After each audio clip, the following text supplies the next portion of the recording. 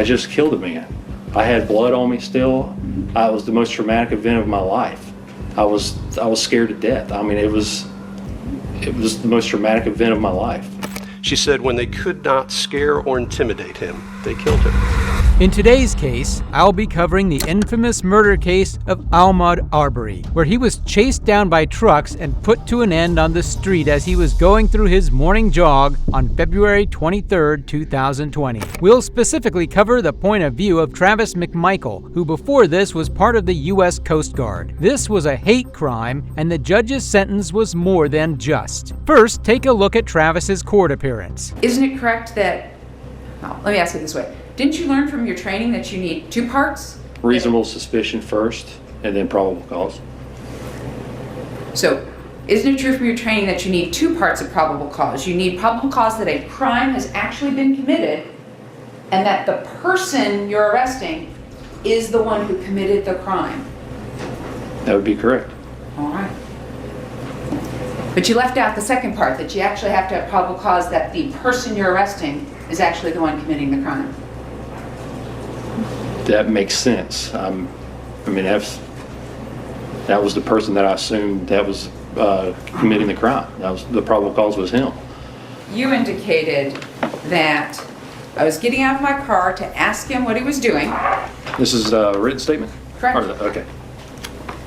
And he turned toward my vehicle and reached into his pants, which led me to think that he may have a weapon. Yes, ma'am.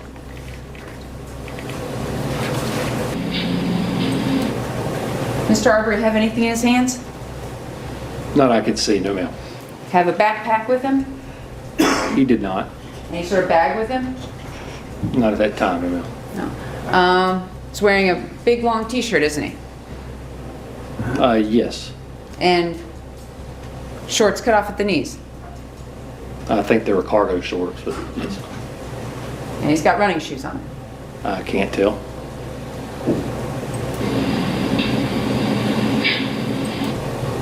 You see the Nike logo swoosh in the reflection? No ma'am. I'll back it up for you.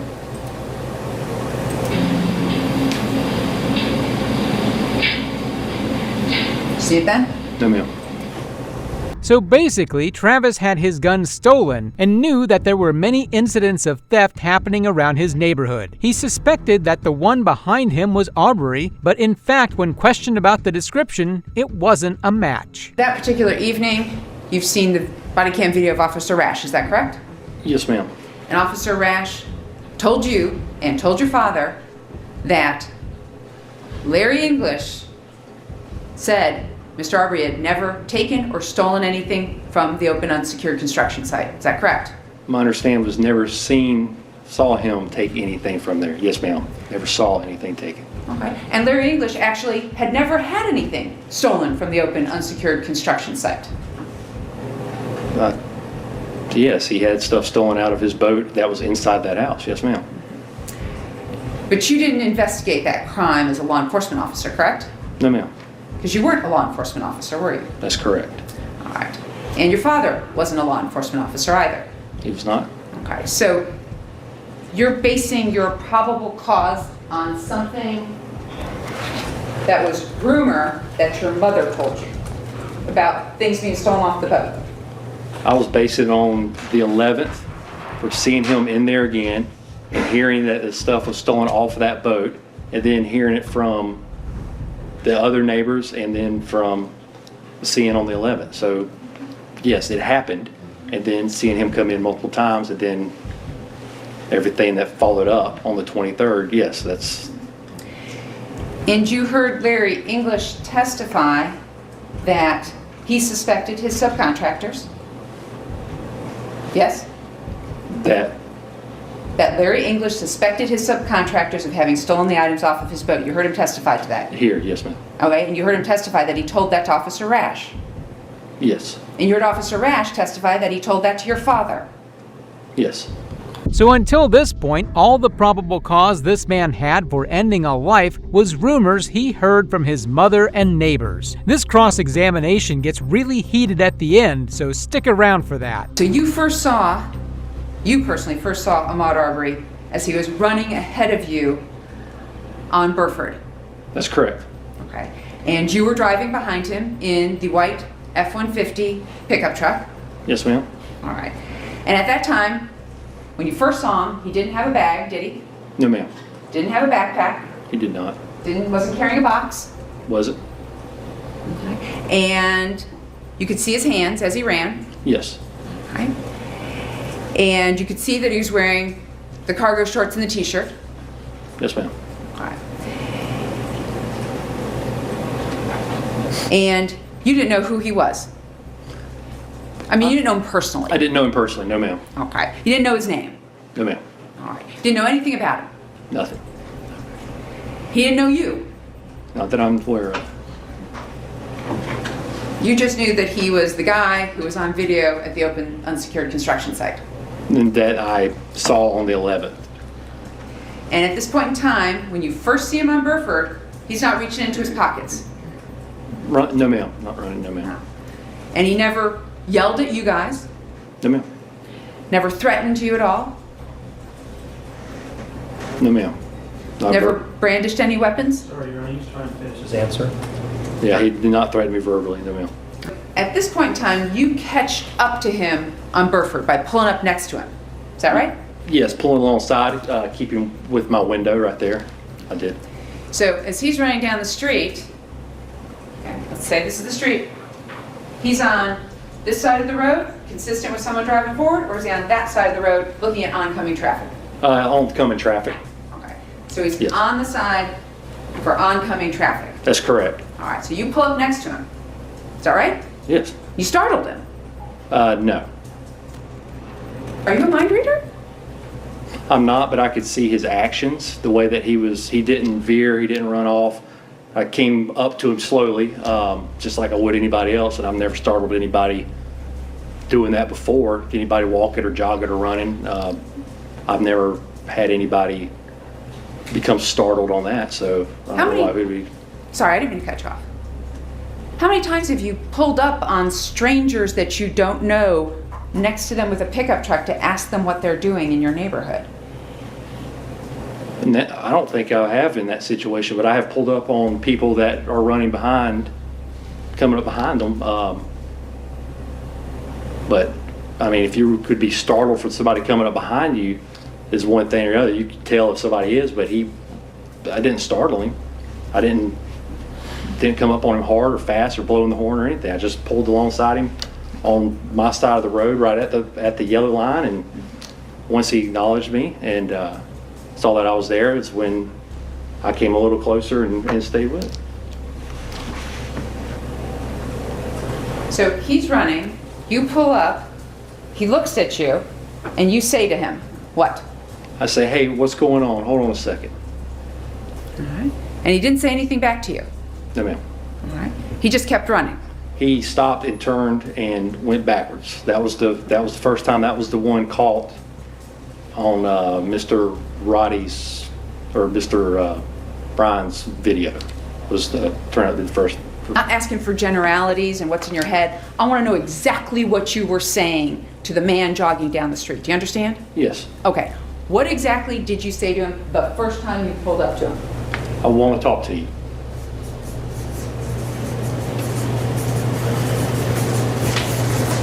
And he turned and ran.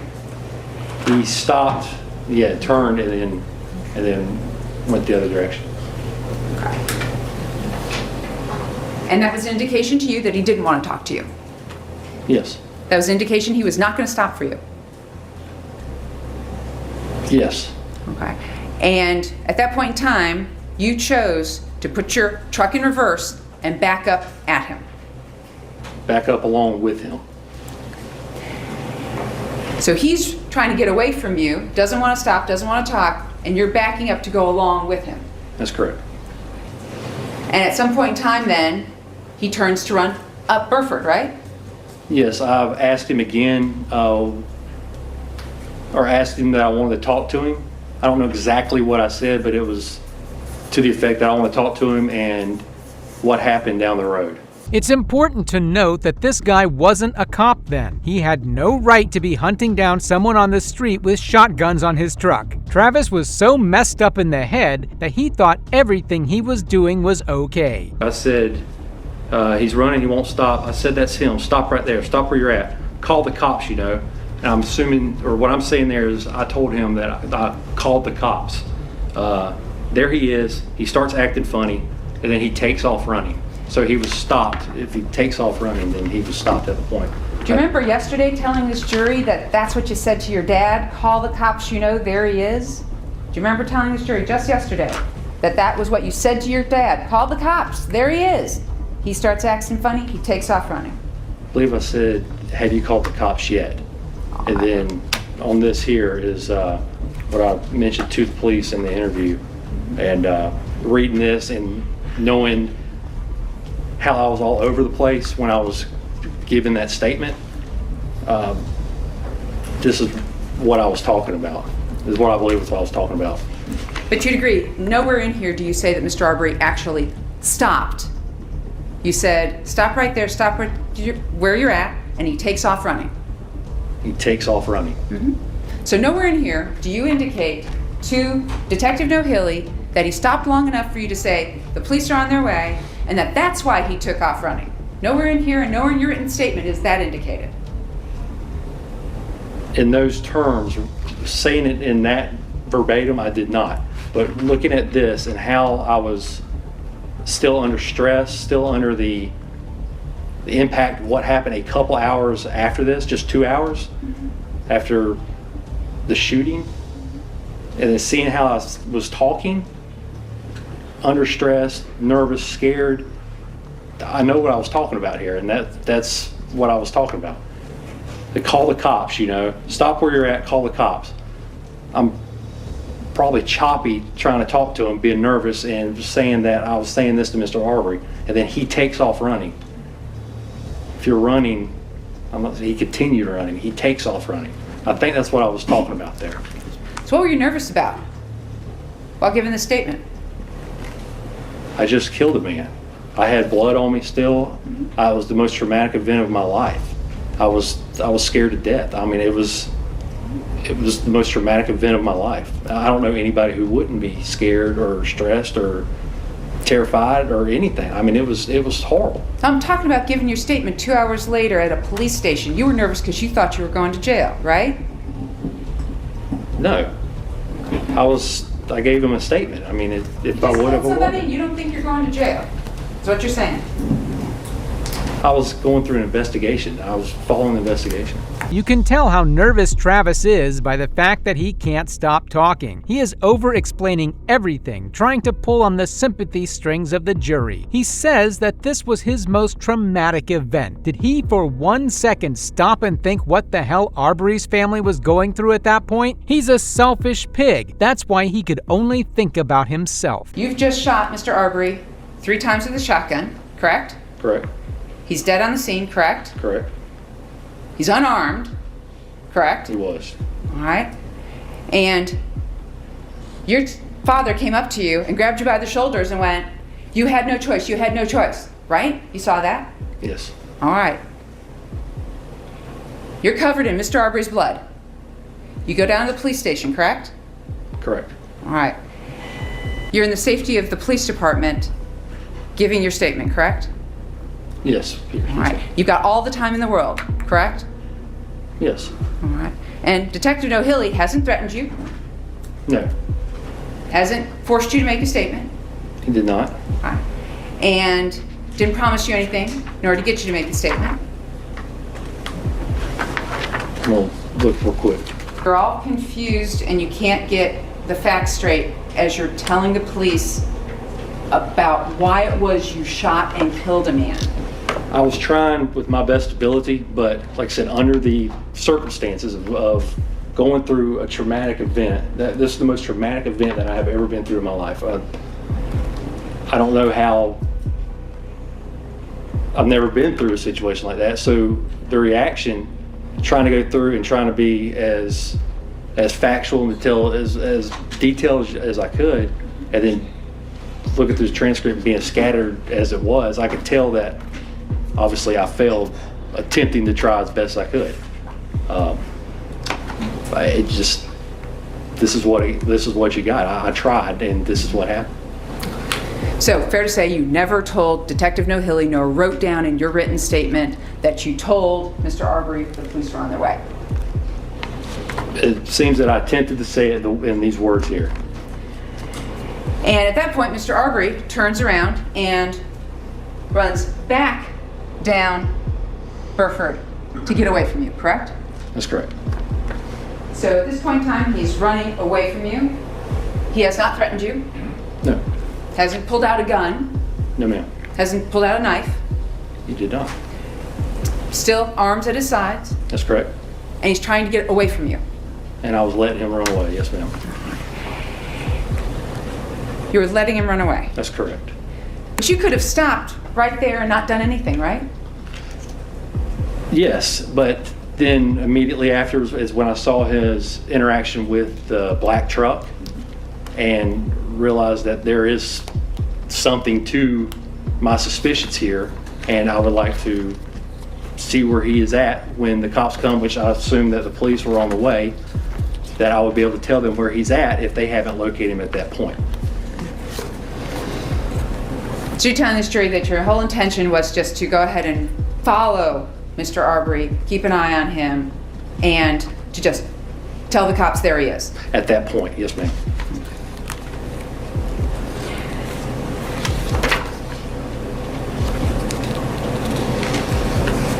Now, it's true that your father, while in the truck with you, going down Burford towards that end, was yelling at you, cut him off, cut him off, cut him off, right? He was talking to me or was telling me, I don't know if he was saying cut him off or not. I know that he was saying there he is, that's the guy.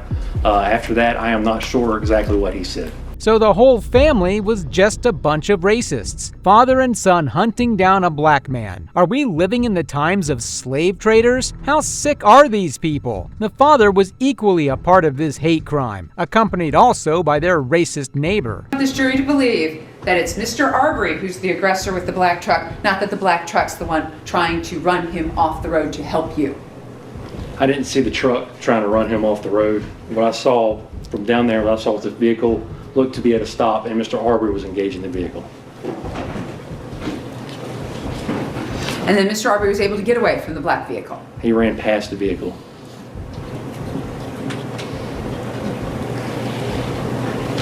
And your dad wanted to go down there to see what was happening, right? That's correct. But you wanted to go around to cut him off. No, ma'am.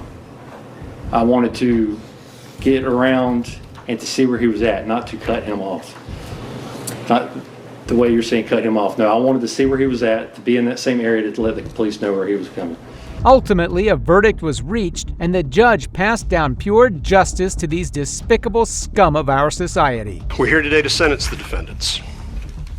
In discharging the duty, this court is required to consider all mitigating and aggravating circumstances. The court has considered those circumstances, including but not limited to all aspects of the crimes charged, the past criminal record or lack thereof of the defendants. I've also considered any lawful evidence which tends to show the motive of the defendants, their lack of remorse, their general moral character, and any predisposition to commit other crimes. Now, I think in this case, the record speaks for itself, and the defendant's own words, I think, guide this court with regard to sentencing. Went back through my notes and other resources to pull some of the quotes that we have in this case. I'll start with Greg McMichael. In my opinion, Greg McMichael, very early on in this, tried to establish a narrative. He made comments like, Ahmaud Arbery was trapped like a rat. Stop or I'll blow your, and I won't repeat it again, head off. He effectively admitted that he wasn't sure what Ahmaud Arbery had done wrong. Quote, I don't think the guy has actually stolen anything out there, or if he did, it was early in the process. But he keeps going back over and over again into this damn house. Again, back to the narrative. Told Travis, you have no choice. Told another individual at the side or at the scene, this guy ain't no shuffler. This guy's a comment that he wanted him, Ahmaud Arbery, to know that we weren't playing. If I could have gotten a shot at the guy, I would have shot him. These are the words of Travis's father. He doesn't seem like a normal person. He seems like a cake member, just hating on the other race for no apparent reason. Travis McMichael claims he was in shock. But it's interesting because he talks about his concern for his child and his own well-being. Part of this was while the victim was actually laying there in the street. Commented, "This is the worst day of my life." Well, I think it's been touched on here today. There were other individuals that were impacted. I'll look at the video of this incident. When I say the video, I think everybody knows what we're talking about, but there was one part of it that struck me as absolutely chilling, and that is, I believe it's in the enhanced video provided by the GBI. There's a frame where I believe Ahmaud Arbery, it looks to be, if he's 20 yards out, that may be close, 30 yards out. I thought he would get away. And this is the part that is disturbing to me with Roddy Bryant. If the guy would have stopped, this would have never happened. All of these quotes give context, I think, to the video that we saw during the case. And Miss Wanda Cooper-Jones this morning made a statement that I think, when you look at these statements and you see the videos, is very true. And that is, she said, when they could not scare or intimidate him, they killed him. In this case, getting back to the video, again, after Ahmaud Arbery fell, the McMichaels turned their backs. It's, again, a disturbing image, and they walked away. This was a killing. It was callous, and it occurred, as far as the court is concerned, based upon the evidence, because confrontation was being sought. I think the statement was made during closing arguments. It's interesting to note that the most violent crime in Satilla Shores was the murder of Ahmaud Arbery. It is chilling to hear these statements. It's sad and heartbreaking for us. But imagine how sad it was for Arbery's mother, who had to sit in all these trials and just wait for these monsters to be thrown away. And now comes the verdicts. To Travis McMichael.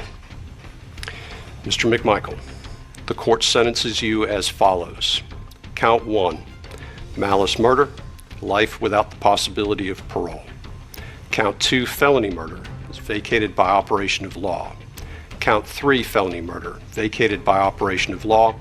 Count 4, felony murder, vacated by operation of law. Count 5, felony murder, vacated by operation of law. Count 6, aggravated assault, merges into count 1. Count 7, aggravated assault. The court sentences the defendant to 20 years consecutive to count 1. Count 8, false imprisonment, merges into count 1. Count 9, attempted false imprisonment, 5 years concurrent to count 7. That is life plus 20. Greg McMichael, the court sentences you as follows. Count 1, malice murder, defendant was found not guilty. Count 2, felony murder, life without the possibility of parole. Count 3, felony murder, vacated. When I say vacated, it's vacated by operation of law in all cases. I'm not going to repeat it. Count 4, vacated. Count 5, vacated. Count 6 merges into count 2. Count 7, aggravated assault, 20 years consecutive to count 2. Count 8, 10 years concurrent to count 7. Count 9, 5 years concurrent to count 7. That is life plus 20 years. Both of those counts, though, will be suspended sentences, which gives Mr. Bryan a life with the possibility of parole sentence. None of these monsters should roam free in our country again, and I hope Arbery's family heals from this insurmountable loss. That's all from today's video. If you like crime content, consider subscribing so you don't miss out on our next episodes. And if you want to see more court cases from me, comment down below. Thanks for watching, and check out this next video. Maybe you'd like this one as well. And the other determination you came to was my client, Karen Reed, was a whack job cunt.